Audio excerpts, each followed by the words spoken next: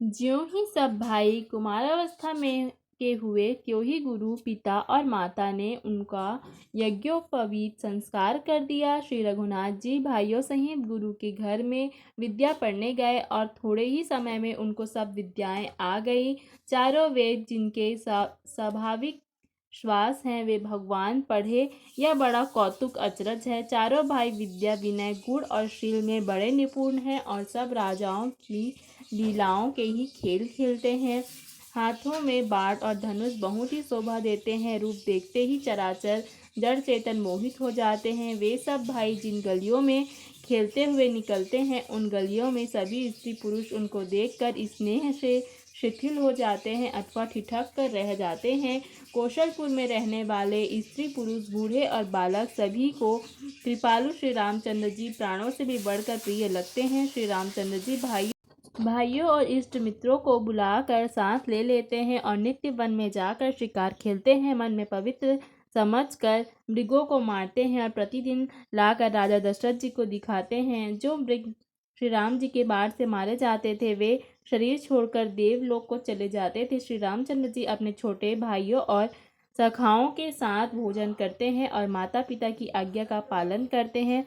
जिस प्रकार नगर में के लोग सुखी हो, कृपा निधान श्री रामचंद्र जी वही संयोग लीला करते हैं। वे मन लगाकर वेद पुराण सुनते हैं और फिर स्वयं छोटे भाइयों को समझाकर कहते हैं। श्री रघुनाथ जी प्रातः काल उठकर माता पिता और गुरु को मस्तक झुकाते हैं और आज्ञा लेकर नगर का काम करते हैं। उनके चरित्र देख देख कर राजा मन में बड़े हर्षित होते हैं। जो व्यापक, अकल, निर्वैर, इच्छा रहित, अजन्मा और निपुण है तथा जिनका नाम है न रूप है, वही भगवान भक्तों के लिए अनेक प्रकार के अनुपम अलौकिक चरित्र करते हैं। यह सब चरित्र मैंने गाकर बखान कर कहा। अब आगे की कथा मन लगाकर सुनो। ज्ञानी महामुनि विश्वामित्र जी वन में शुभ आश्रम पवित्र स्थान जानकर बसते थे। वहाँ पे मुनि जप तप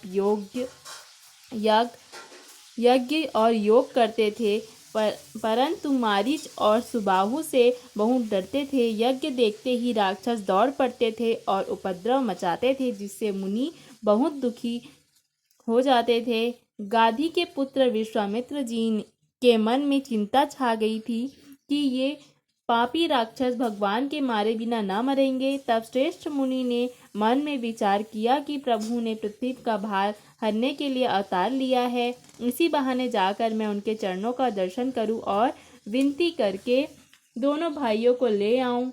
आहा, जो ज्ञान, वैराग्य और सब गुणों के धाम है, उन प्रभु को मैं नयन भर कर देखूंगा। बहुत प्रकार से मनोरथ करते हुए जाने में देर नहीं लगी। सरयू जी के जल में स्नान करके वे राजा के दरवाजे पर पहुँचे। राजा ने जब मुनि का आना सुना, तब वे ब्राह्मणों के समाज को साथ लेकर मिलने गए और दंडवत करके मुनि का सम्मान करते हुए उन्हें लाकर अपने आसन पर बिठाया। चरणों को धोकर बहुत पूजा की और कहा, मेरे समान धन्य आज दूसरा कोई नहीं है। फिर अनेक प्रकार के भोजन करवाए, जिससे श्रेष्ठ मुनि के अपने हृदय में बहुत ही हर्ष प्राप्त किया। फिर राजा ने चारों पुत्रों को मुनि के चरणों पर डाल दिया। श्री रामचंद्र जी को देखकर मुनि अपनी देह की सुधि भूल गए।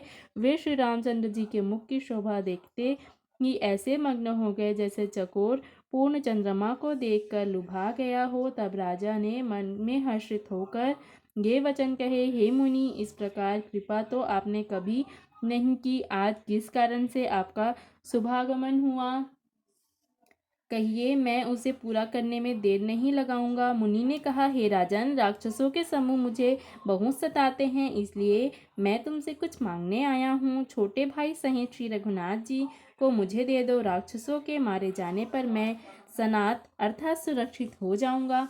हे राजन, प्रसन्न मन से इनको दो, मोह और अज्ञान को छोड़ दो। हे स्वामी, इससे तुमको धर्म और श्रेयस की प्राप्ति होगी और इनका परम कल्याण होगा। इस अत्यंत अप्रिय वाणी को सुनकर राजा का हृदय कांप उठा और उनके मन की कांति फीकी पड़ गई और उनके मुख की कांति फीकी पड़ गई। उन्होंने कहा, हे ब्राह्मण, मैंने चौथेपन में 4 पुत्र पाए हैं। आपने विचार कर बात नहीं कही। हे मुनि, आप पृथ्वी, गौ, धन और खजाना मांग लीजिए, मैं आज बड़े हर्ष के साथ अपना सर्वस्व दे दूंगा। देह और प्राण से अधिक प्यारा कुछ भी नहीं होता, मैं उसे भी एक पल में दे दूंगा। सभी पुत्र मुझे प्राणों के समान प्यारे हैं, उनमें भी हे प्रभु, राम को तो किसी प्रकार भी देते नहीं बनता। कहाँ अत्यंत डरावने और क्रूर राक्षस, और कहाँ परम किशोर अवस्था के बिल्कुल सुकुमार मेरे सुंदर पुत्र। हे प्रेम रस में सनी हुई राजा की वाणी सुनकर ज्ञानी मुनि विश्वामित्र जी ने हृदय में बड़ा हर्ष माना। तब वशिष्ठ जी ने राजा को बहुत प्रकार से समझाया, जिससे राजा का संदेह नाश को प्राप्त हुआ। राजा ने बड़े ही आदर से दोनों पुत्रों को बुलाया और हृदय में लगाकर विभिन्न प्रकार से उन्हें शिक्षा दी। फिर कहा, हे नाथ, ये दोनों पुत्र मेरे प्राण हैं। हे मुनि, अब आप ही इनके पिता हैं और दूसरा कोई नहीं।